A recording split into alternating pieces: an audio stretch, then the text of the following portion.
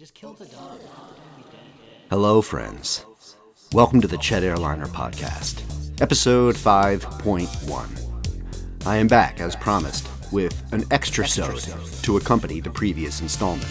This one will be similar to episode 1. It's a conversation about Alien 3 with Chris Almeda. Chris is the mad genius behind Favorite to Betty Productions. He's produced over 1,000 video skits that can be seen on YouTube. They're nearly indescribable, always funny, sometimes very dark, never not worth your while. There will be a link to his channel in the description, or you can just search him on YouTube by typing one word, F2B Film, the letter F, the number 2, the letter B, the word film, in the search bar. Our conversation lasted upwards of 3 hours, but I've pared it down to about 45 minutes here, and I really hope you find it enjoyable. Fair warning, there are numerous spoilers for Alien 3. The music in this episode is my own and is available to you for free for any purpose. There's a Google Drive link in the description. I've got one more extrasode planned on this subject. It'll be focused mostly on the books related to this movie. It'll take me a few weeks to get it together, but hopefully not too long. I really hope this finds you all well. I now bring you my conversation with Chris Almeda about Alien 3.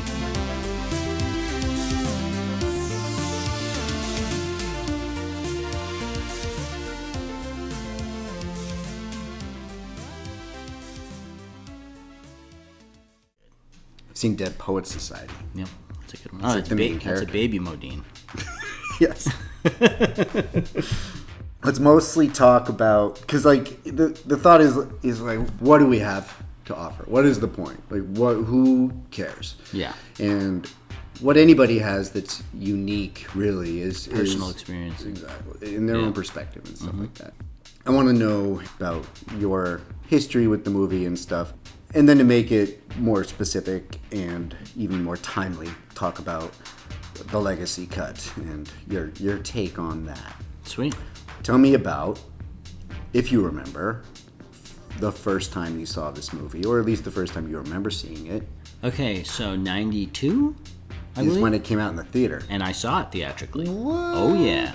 What year were you born? I was 11 in 92. Yeah. So I was born in 81. So at this point, my dad, when I was like 7 or 8, he sat me down and he showed me He showed me 3 classics. It was Alien, Poltergeist, and Jaws. It was like a very big day for me. like came into a lot. So Alien I was obsessed with. So then Alien and Aliens were constant rotation. So when Alien 3 came out, I was like, even though I was 11, I was like, you got to take me. It was R. I think I saw Pet Sematary 2 maybe around the same time, which was R. So those were my 2 big R movies that my dad took me to. Was that really out? Because that's Edward Furlong, who hadn't been big yet until Terminator 2. This was post T2. Okay. Yeah, it was his first thing after T2. Yeah. And Ghostbusters 2 was out at the same time, and I had seen it 3 times. And my dad took me. He's like, "We'll go see it again, because I know you want to see it again." But he knew I wanted to see Pet Sematary 2, but my mom wouldn't let me. So we got to the theater, and my dad's like, 2 tickets for Pet Sematary 2, and my mind was just, and I looked at him, and he's like, "Don't tell your mom."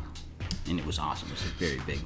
By the time Alien 3 came out, and the teaser was out and everything, I was hard primed, ready to go. And I think actually I didn't go to school that day, because me and him were going to go to the movies.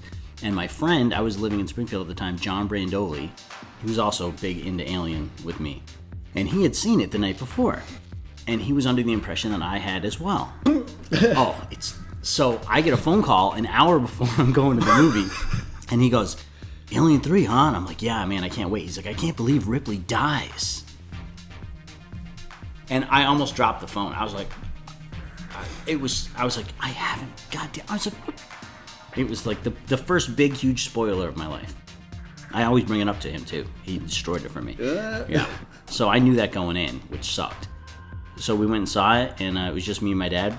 And unlike the majority, I really liked it the first time. it was so drastically different from Aliens and Alien, but the whole bleak, just sad feeling of it was I was on board, and I friggin' loved it. That's my big Alien 3 story. That's really funny because back then that was the only way to have something really spoiled.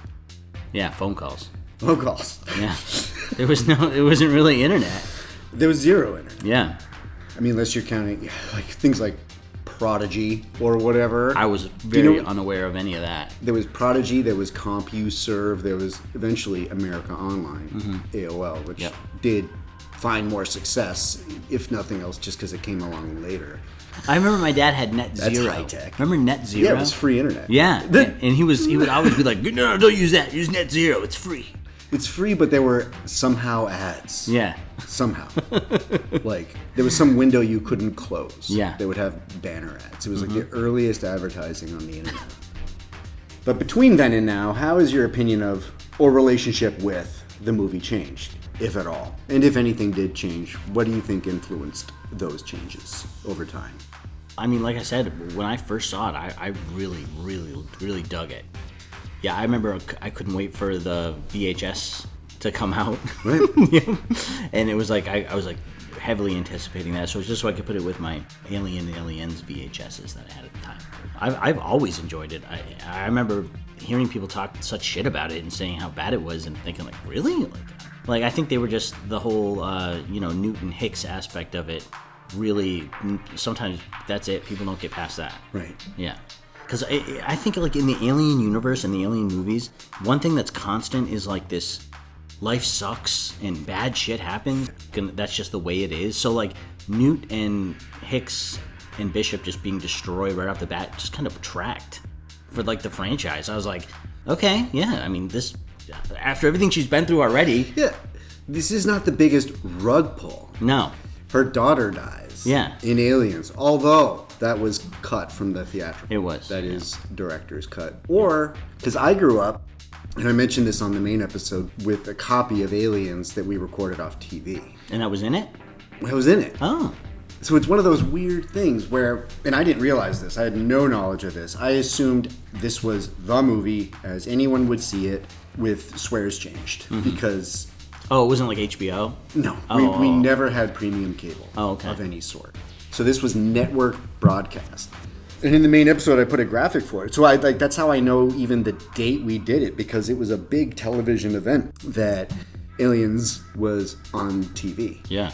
And that part's in it. It was just the movie that I thought it was. I don't think we ever rented it. So I don't think I've ever seen the theatrical version of Aliens. On Hack the Movies, Tony sometimes does this where he'll review the TV broadcast version of something. Like with Halloween 2. Or even 1. Oh, okay. Like, because they do have to cut some stuff out. Yeah. Sometimes. But yeah, when there's violence like in these movies, but they need a certain runtime to like block it in on the TV broadcast neatly. In ads, it's all about ads. Yeah. Getting enough ad breaks. The first time I saw Halloween 2 was similar to your Alien story, whereas I saw the television cut, which has a lot of additional stuff in it, like her seeing Michael in the sanitarium. That wasn't in the original. When Laurie, the flashback scene where it actually shows her meeting Michael. Right. And he's looking out the window. Yeah. And then he just kind of turns and looks at her and like still a little stuff. And the Sam Haines scene, I think. Yeah, I mean, I've seen it. I don't know if it was deleted scenes or what, but yeah. Yeah. Sam Hain. Like Donald Pleasant's delivery. Right, like he knows what it is. Yeah. But he doesn't know how to say it. No. Like, which is funny. And it's almost like Back to the Future when they say gigawatts, because it would be giga. Oh, okay. But don't they say giga? They say no, giga? they say giga. Oh, because, wow. I mean, back then, there was no Gigawatts. anything. Oh, you're right. It was like a gigawatts. theoretical. Yeah. Like, nothing was ever that big. And so anyway, yeah, they'll include deleted scenes in TV broadcasts, and that was the case in Alien. And so, yeah, in terms of rug pulls and stuff, like her daughter dies. And that's such an important part. I don't know why. I have no idea what informed the choice for them to cut that out of the theatrical release of Aliens, because I don't know. It's not a long scene. It doesn't like kill the pacing. It's still early in the movie.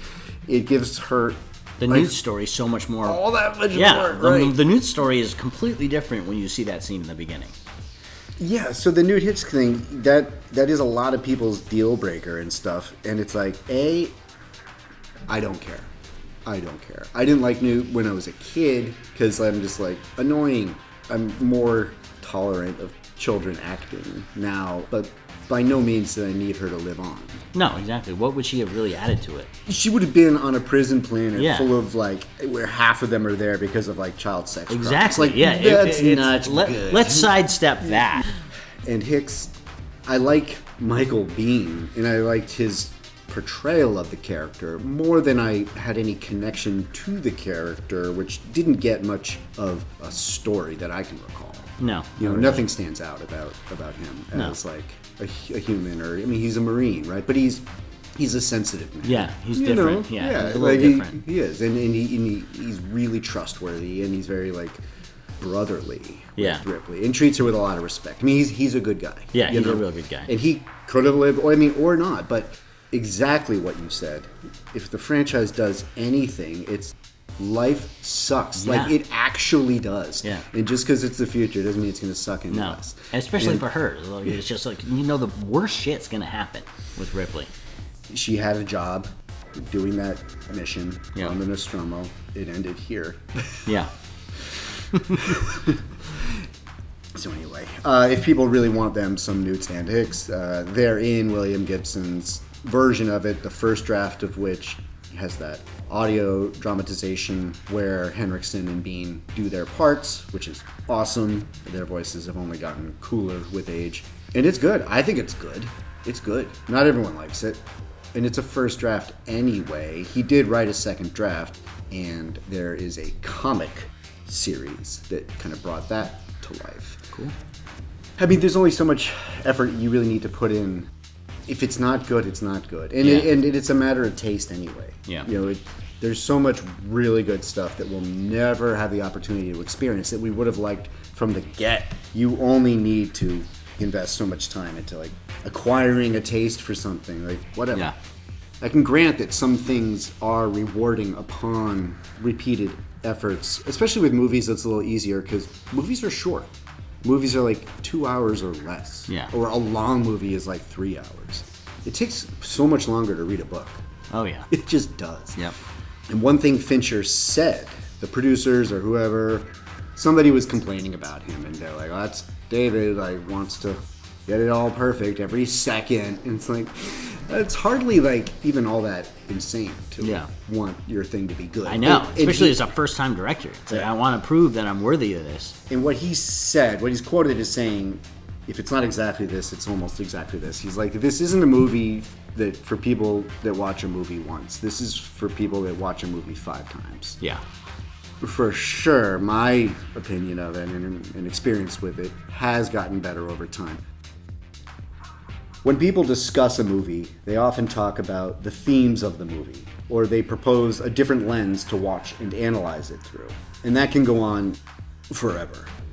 I think it's more or less the job of the director to not have it be too subtle if something like that is actually part of their intent.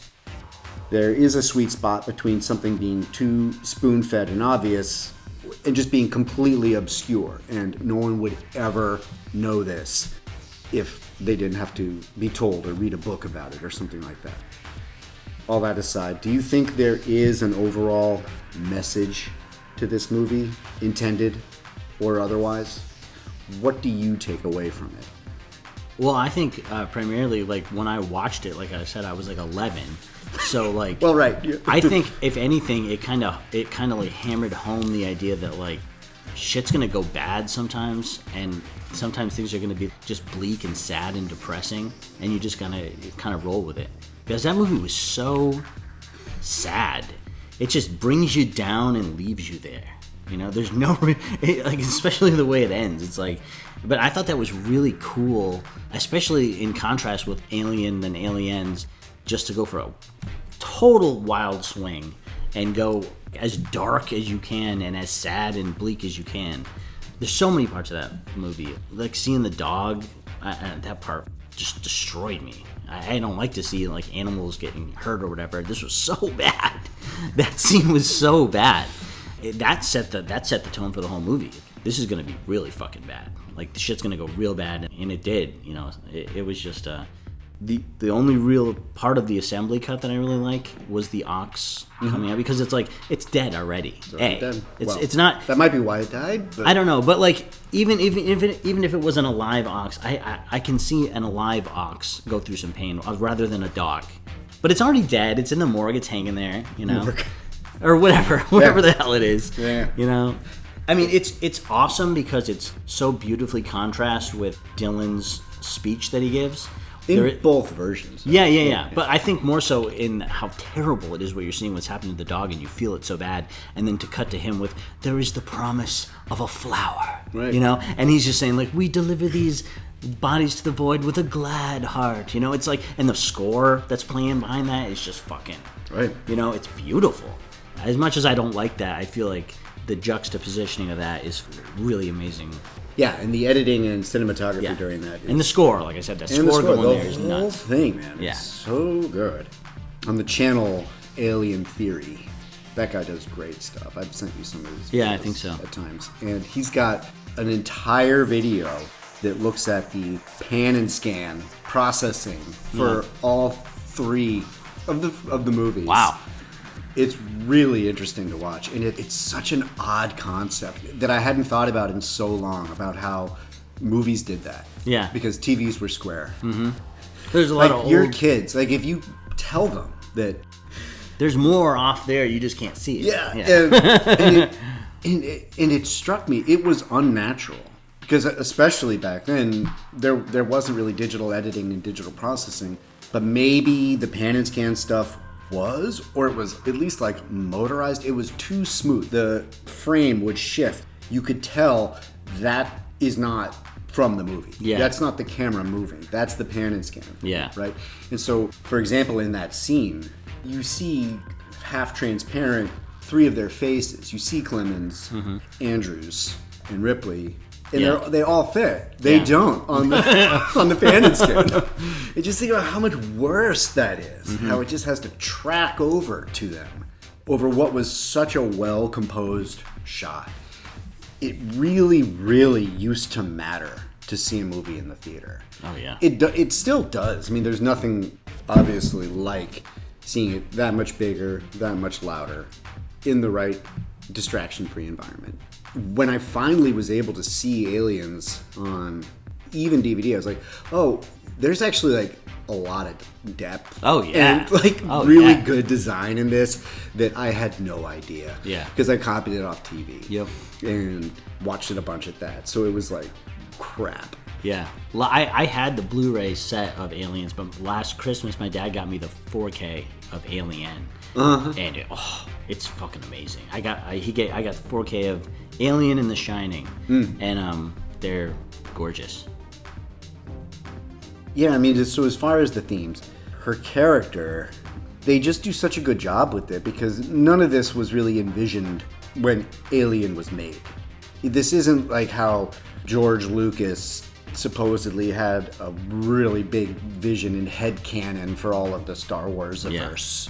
I think Alien was a one-off, and given that they hadn't conceived of the large character arc or where things would go. And James Cameron wrote Aliens. Like, he did that. For better or worse. A lot of people have different ideas for all the characters and where they're going. And so this was never part of Ripley's arc, right? But one thing that became very true about her, intended or otherwise, is that she does just keep going until she can't. Yeah. Until it's the obvious end of the line, right? And she was given a devil's bargain to, like, trust them when she has no good reason in the world to trust them. To maybe live, to, like, sell out or whatever. Yeah. Right? Like, do something that is kind of obviously not the right thing to do, but because you're scared to die. But not die in vain for no good reason, because that came up too, kind of in the middle. I mean, Dylan's like, when he had to rally them, because the social cohesion was kind of breaking down over the course of the movie until they were just like, why? Like, fuck it.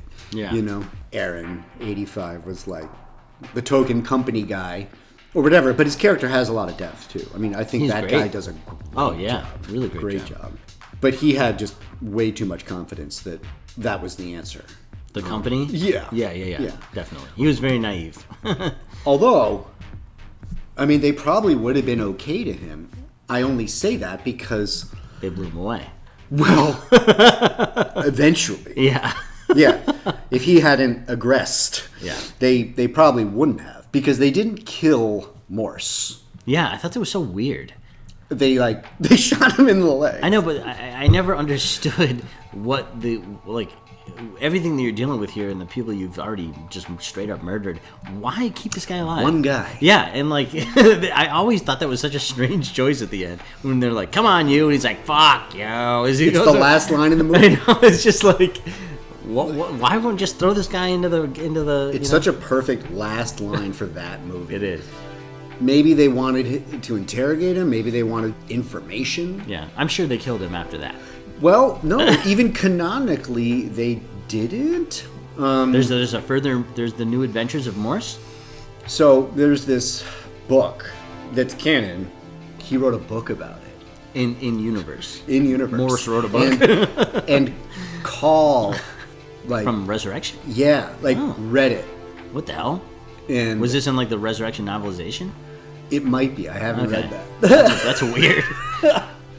Yeah, so, themes that are often talked about in that is redemption. So for Ripley, she doesn't really get any. I mean, she barely survives the first movie, and then she's space flotsam for far too long, decades by mistake. So her child is dead. It has that horrible experience that is aliens. The only human bonds she's able to take away from that are then ripped away again. And it's just at that point, why do anything? I know. And even throughout Aliens, the constant fear she has of being impregnated with an alien is this huge looming thing. And so in 3, like I said, just keeping with as bad as it can get, everyone you just fought for in the 3rd act of Aliens is gone. It's moot. That point's gone. And now you're stuck here, and your worst fear is also a reality. Yeah, at least she didn't have to experience it consciously, I guess. Also, just she wasn't feeling well because she came out of cryosleep, not in the prescribed fashion. It got unplugged. Yeah. But what do you make of this? I mean, so here's something that is never accounted for in any of them. Where do these things where do they gestate, and where do they come out of? Where does the movie tell you it gestates? The chest. How? I don't know. It goes in through your mouth. Not to get too in the weeds with human anatomy here, but it's either your throat or your airway, and those lead to your stomach or your lungs. Those are enclosed places. Your chest cavity is isolated from everything else. It's a sterile environment.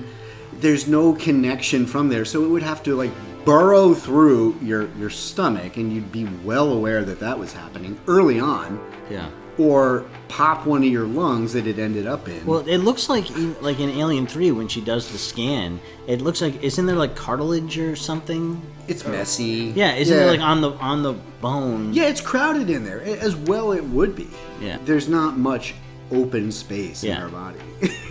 I never thought about it for a long time until I kind of randomly did. I'm just like, why isn't it in your lung? Yeah. I mean, at least in Alien Earth they put it in that lung. Yeah, they do. They're finally making good on it. The lung burster. They're like, I never actually gave it. Don't think about it. Yeah, it's more like, we're having fun here. Yeah. Just have fun. You've never seen Lethal Weapon? No. I mean, it's funny, man. You're an 80s boy. What are you doing? I know. Well, what were you watching? I said this to Samantha the other day. I'm like, it might seem like I know a lot about movies or something. It does. But I know a lot about the movies I like. Okay. And there's a whole lot of normal stuff that I just haven't seen. Oh, wow. I didn't have an older brother or sibling of any sort. I didn't have friends.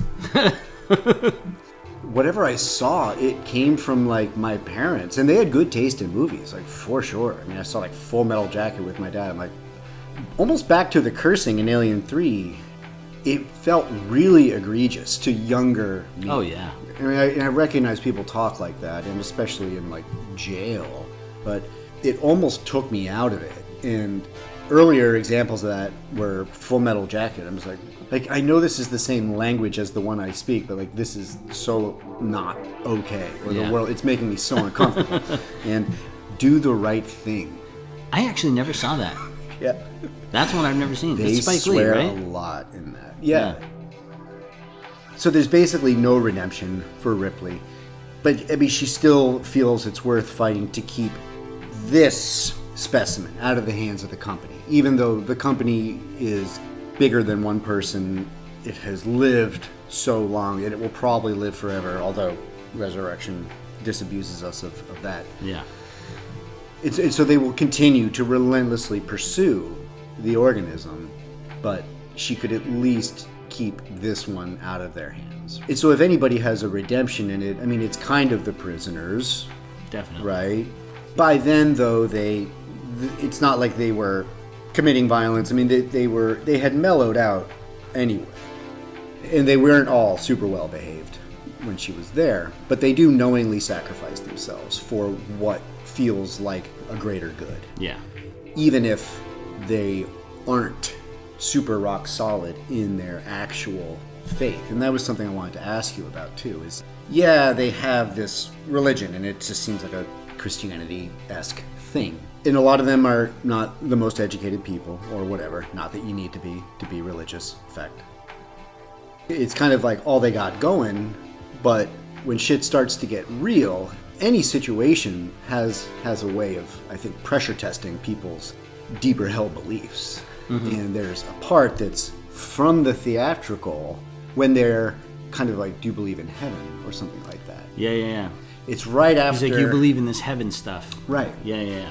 Whereas prior to any of this happening, they'd be like, yeah, sure, like, yeah, whatever. But it's one thing to go along with stuff or be brought up with it and have this belief system, sure. But then when you're actually facing like death, imminent or death, the potential of it, right? Yeah. How's that certainty there? You know, Yeah. like I think that Dylan absolutely did believe everything he 100% talked about, right? Oh, yeah. I mean, he was clearly in it, and which allowed him to ascend to being kind of a leader. But he was also very intelligent, seemingly, and well-spoken. Charles Dutton himself has done jail time. No shit. In his youth. And not just like knocking off a parking meter, like manslaughter. Oh shit. So he had done some amount of jail time, and more than just a little, because there was like a human death involved. That explains how amazing he was in that part. Yeah, he was. And I've seen criticism where people think he's kind of overacting or something, but I don't think so. I think he just freaking brings it and nails it. Yeah. And I'd say Sigourney and him are neck and neck for who gives the best performance in that movie, 100%. Because he is amazing. His deliveries of every. He was doing some show, Rock. Remember that show in the 90s? ROC? Yeah. Was it? What was that? It was a show I never really saw. Yeah, but I remember it was on like maybe even Fox or something. Yeah, it was on around X-Files. I remember I would watch X-Files and like maybe catch a bit of that even before. And was he the main character? He was the main guy. Oh my god, that's and I remember seeing bits of that and thinking, well, that guy's a good fucking actor. So he sacrifices himself without blinking an eye. I mean, in the moment, no hesitation, does it. Whereas I think 85's sacrifice is a bigger sacrifice. He wasn't in this religion thing. Yeah. All he wanted, he has a family. He spoke of them. He was just waiting to go home. Like, I get off, this is my last, shift. I get like time at home or whatever. And yet he still stood up for them. Yeah. And so that was big. Yeah, that was big. People point out that it's not an act of bravery to do something that you're not afraid to do. Mm-hmm. So even though he gave of himself and did, well, if his beliefs were such that like it is a straight shot from death like into God's arms, like great. Yeah. Let's go. Let's go, whatever. What do I have to lose here? Given that I don't think that, like I try not to die. at least at this point. Definitely. If I had a family and kid that you're looking at all of a sudden time with after you've been on this prison planet for God knows how long, I would be very much in the background. As soon as that ship showed up, I'd be like, "You guys got can I wait in here until you guys are done with whatever the fuck you do with Ripley, just so I can ensure that I'm going home." They're in the lead works with the beast. I think he says. Yeah. So they're over there. I'll sit in the thing. It's your third left after Do you have a walkie? You can give me one of your walkies. I'll walk you through the whole thing. Yeah, Mr. Aaron. And speaking of that, these movies have a way of killing people. Horror movies do this in general. Like Dallas. Yeah. He dies. Like Jazz Hands. Done. Yep. And that still happens in this movie with Clemens. I know, that sucks. That's a bit of a rug pull. Yeah. Because they're so great, clearly investing. He's the first character you meet. Yeah. And even those establishing shots, especially in the Assembly and Legacy cut, where you get more of that. Of the world, and what it looks like. It's just so good. And even just his silent performance in that part, so much of the character comes across. When he sees her on the beach? Yeah. Yeah. The first line in the movie is not the F word, it's him, and he doesn't really swear at all. Nope. Because he's very dignified, but he's not out of place in there either. He's No. like too Broadway about it. No. They kill Clemens, you're like, now what? It's not like a total recalibration, because what if they killed Ripley at end of first act? I came to the first movie, though, after seeing the second one a bunch. So I knew, and obviously she doesn't die, and everyone else does, because that's the whole plot of Aliens. She's the only one, and the cat. So the cat lives, too. Jonesy. Even if Alien 3 is the first Alien movie you've ever seen, and there are people for whom that is the case. That's weird. Yeah. It's a weird every now and then you hear people talking about that, or they do a video, and it's usually just because they were the right age. Like the exact right age where they were way too young to have seen one of the other ones, but this came out, and maybe they were still young like you were. Yeah. But for even folks who are bringing nothing to it, she's the obvious main character, which is not necessarily the case with the first one. Yeah. And the second one, yes, she is kind of presented like she's probably going to live. Like you assume so. It is like her story. But you hope some of these people live, and a couple do. Yeah. Right? So she's the obvious protagonist. So even though Alien 3 has a large cast, like the others, this movie feels like it's very much about her, to a greater degree. Mm-hmm. And do you think that works? Yeah, I mean, if anything, by the time you're done with Aliens, you're all in. I mean, I think Ripley was the first major female heroine that I ever saw. Sarah Connor to an extent, but Ripley was like, this is like... So yeah, I was totally ready by the time Alien 3 came out to do like a deep dive into like a character study of her, which is basically a lot of what the movie is. I thought it worked 100%. Like I said, I fucking loved it from the jump. And I think even now, after watching all these, the Assembly cut, the Legacy cut, I don't know if it's just like the nostalgic aspect of it, but I think I still prefer the theatrical. Not speaking from like an effects point of view, what they did in the Legacy cut with the Alien, how it doesn't look like it's just green screened in. The lighting it looks like it's there, which in all the other versions, the Assembly cut and the theatrical, it looks like it's like, come on. It looks bad. It's like lighting's off, the color's off, it's like it doesn't match at all. Yeah, the effects they did on the Alien itself made a huge difference. I thought that was fucking awesome. Yeah, and I think it works that it's much more character driven. I mean, what would people really want? For anyone that doesn't like it, like, what would you suggest? What would you have done? Probably, broadly speaking, I'm sure the vast majority would just want more aliens. This is what I like. You keep shoveling it up more and more and more. Which is why I really appreciated what he did with Part 3, which is completely the opposite of what people are going to want. People are going to want Ripley taking out aliens, being badass, with her de facto family in tow, and take all that away. And I mean, I guess they sort of go back to that in Resurrection, but it just didn't, to an extent.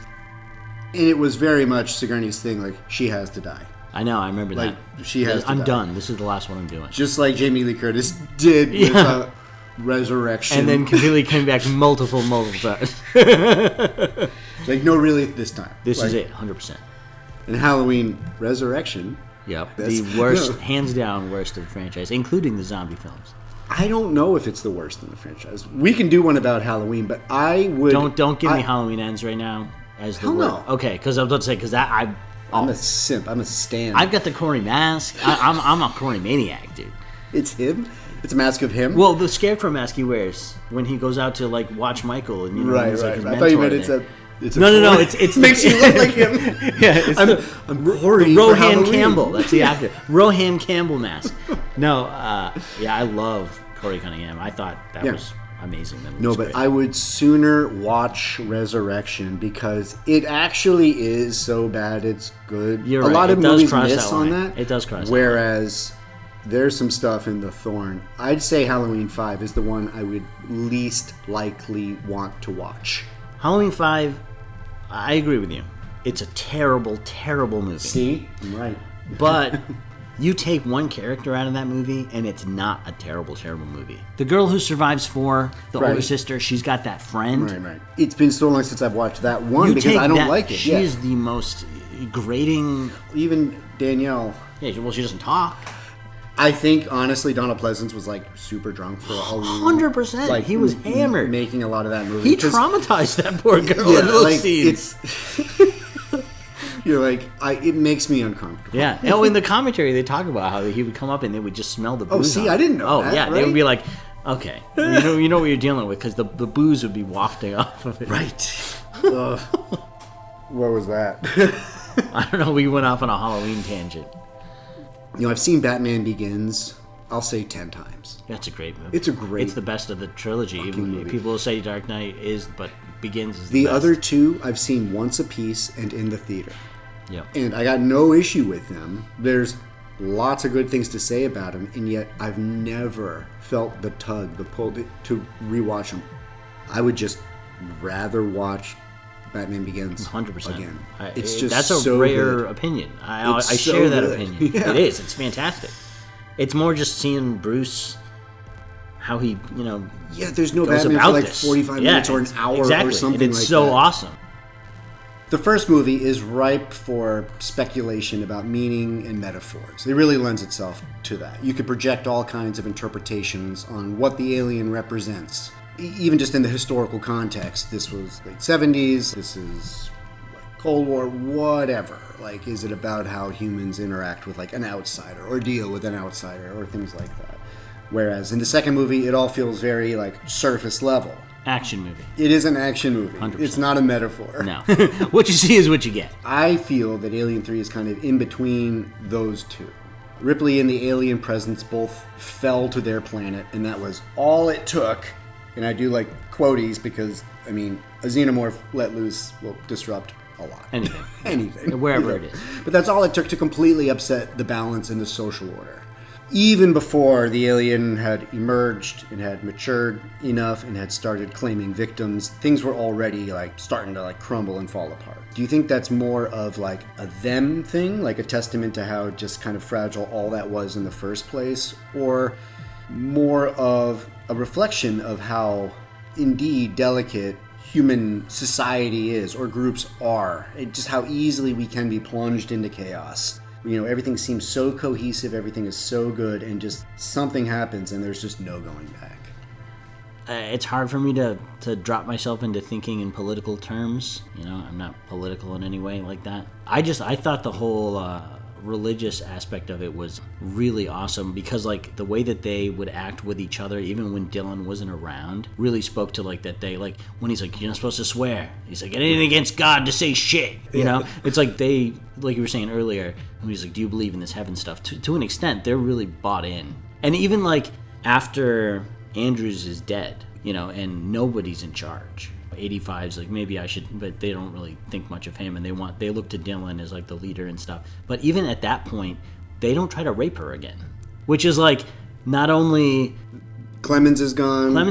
All the authoritarian figures are really gone, and they're facing I could be murdered at any moment, which kind of you'd think push these guys to all bets are off. But just the fact that they kind of all fall in line with listening to Ripley is really cool. In the end, not the end of the movie, but ultimately, Junior is the one that sacrifices himself to trap the alien. Oh yeah, in the thing, he runs in there. That's his redemption. I'm not saying it excuses his actions. You're saying it excuses the I'm rape? saying it's okay to try to assault someone as long as you that's what I got. Kill yourself. Chili. Yeah, the human element, meaning and purpose, when her life gets just wrecked over and over again. Who am I? What the hell am I doing at this point? Yeah. But she keeps her moral compass, and it's good. What did your kids think of it? Only Link watched it with me because Summer was at the dentist, and he thought it was very good because he loves Alien. And he's how old? He's 7. Yep. And he said he definitely remarked on how much swearing was in it. He kept saying, like, wow, they say the F word a lot, Daddy. And I was like, they sure do, buddy. He liked it a lot. I mean, I think he liked Aliens better because, obviously it's just more action. I'd be worried if he didn't. Yeah, if he was like, really on board with Alien 3, I'd be like, really? What exactly spoke to you? Yeah, what did you like? The bleakness, Daddy. Right. The despair, Daddy. He likes the facehuggers a lot. Well, I like in Legacy Cut how they take the egg out. That just does not need to be there. Yeah, they left the whole thing ambiguous. Yeah. At the beginning. And they ask, like, how did that happen? She's like, I don't know. And it was confusing, too, because in the theatrical version, when they're showing those quick clips, you see one egg. Yep. And it's kind of asking you to believe at some point that, like, did 2 facehuggers come out of this egg? There had to be 2? I was so confused at the beginning. I was like, wait, so... So the queen one dies, and because they find it. Yeah. And don't really make a big deal out of it. Yeah, he's so nonchalant about it. He's like, whoa. He's like, hey, so this thing's... He's like, hey, you seen this fucking thing? And it's just like this huge spider monster that, like, you'd think you'd maybe, like... Hey, right. A spider monster here. I know we're on, like, a different planet. We've never seen one of these, though. But the only thing that seems to be here is lice, which, by the way, all over the dog, right? They don't address that. No, But that was weird. why would they have? Because that was afterthought. That was That's reshoots, Yeah. And Golic was an example of someone that Golic. was too crazy. Yeah. A little too crazy. And Dylan was just like, he's just like one of us. He's just another suffering soul. They're like, yeah, but he's crazy. He's crazy. He's a fool, but he's not a liar. Right. You wouldn't put it past him at some point? Yeah, maybe. Because he kind of does dishonestly, at least he doesn't kill Morse. Yeah. But like, and speaking of doesn't kill Morse, I mean, so he's the only one that lives. And there's that line where Dylan's like, oh yeah, that's right. You made a deal with God to live forever. Oh, like, I didn't even put that together. Oh, that's pretty cool. Do you think he actually thinks he did? Yeah. That seems pretty specific, so maybe he was. Yeah. Because he wasn't like making fun of the faith that he like still holds. But yeah, the here kitty kitty thing. I think that is Callback to part 1. Totally, Yeah. but it works and it's not this like lame fan service. Yeah. Like in Romulus. I knew exactly where you were going. Yeah. You know one part I did not like of the Legacy Cut? It was what? I don't like that they changed the POV. The color? Yeah. I was going to ask about that. Yeah. You don't like the red? No. Because I thought those scenes in the original are like the fisheye weirdness, but the quality was always so awesome. It was like great. It's like, yeah, I was like, really? Why would you mess with this? I think they talk about it on the website a little bit, but yeah, they're like, they made that choice to make it just more different. Yeah. Like just, there's no question, no one's like, oh, whose point of view is this? Like, you know it's Xeno vision, but it works for me. They didn't have to. They could easily not have. At least they were consistent about it, and when he looks in, he's like, Spike, is that you? It's also red. Yeah. It's never been explained how they see anyway. Because they don't have eyes. Yeah. And, yeah. They're daredeviling all over the place. Which is super funny in Alien Earth when the T.S. Ellis thing attacks it, and it's just like going all over him, and it's like, get it off me! Like, I was wondering if they were going to ever bring up, like, maybe mention the fact that the xenomorphs have run into this alien thing before, the eye. And maybe that's why they developed this. It could be an adaptation. I was like, maybe that is legit extremely interesting. Yeah, maybe they bumped into this shit before, and that's the reason why they don't have eyes, you know? Besides what we've already said, is there anything else you would have done differently? Not really. I really liked the idea of leaving her finding the xenomorph in the scan as a complete surprise. Like, if you hadn't watched Alien 3 ever and you watched the Legacy Cut, there's no clues that she could possibly have one inside her, which is cool. And it takes a lot of the confusion away, like the initial time I saw it, whereas like, wait, did it get on Newt? Because it burned Newt's cryotube? Were there multiple in one thing? Like, there were all these questions in my head because I was so steadfast on I know the fucking rules by this point that I was just like, huh, what? And the idea of, like, how did it even get on her? And the fact that they leave it up to your imagination to come up with a reason makes it so much better. Like, whatever you fill in there is better than just giving you glimpses. I thought that was cool. I think the Legacy Cut future-proofs it to a degree because the quality of the effects will take modern viewers out of it. Oh, yeah, big time. People that are 12 years old right now are going to be like, you know? I think even Link said, Daddy, that looks fake. Yeah, it looks fake. Yeah. You know? But especially the scene's even worse when it would cut to, like, the puppet and then a quick shot of it attacking someone, like, behind the door, and it's obviously the guy in the suit, and it's so much bulkier. Right. You know, it's like, what is this? Are we dealing with 2 millions? Or it's like, how come this one's so spindly and thin, and then now it's like this beast really of gives, a fucking... I mean, the puppet gave the tail some excellent The puppet effects, was awesome. some excellent I love movement. You know, whereas and, like coming out of the water in Aliens, the tail is on like fishing line or something, and it's just obviously draped. You know, it just is. But this is like the potential was there. But yeah, as far as things you do differently, like, you know, so the red stuff, I definitely agree. Trimming down the intro is good. Yeah, totally. Using the dog is good, as difficult as it is, and for some people to have a dog getting hurt, even though cows are cool, but we eat them and we don't eat many dogs, and so it's not. Well, I wouldn't have liked it if the cow was alive. At the same, right, and the fact suffering. that the ox was dead already, but the dog was still alive. Oh. And so it's dead, but it can still gestate, right? I mean, just kill the dog. Have the dog be dead. You don't. I don't want to see it. That whimpering, the whimpering, But as far as like the rules, right? I mean, that would be an example of the first time you see it come out of a dead animal, dead host. And the end. What about the end? I love that they had it popping out because I hated it in the assembly cut. First of all, the assembly cut when she's falling looks terrible. You need to have her kill it. And she's not doing the Christ pose. No. I mean, that to me was too much, right? Whereas because she's holding it, her arms are not outstretched. Yeah. Right? I like that it came out. It is a good effect. It's screaming and it's just like, oh yeah. But I do also like the ambiguity, even though it looks bad in the assembly cut, but the ambiguity of like, well, I think it was in her. I mean, the scanner showed it. Yeah. Let's hope so. Yeah. Otherwise, it's all for nothing. Yeah.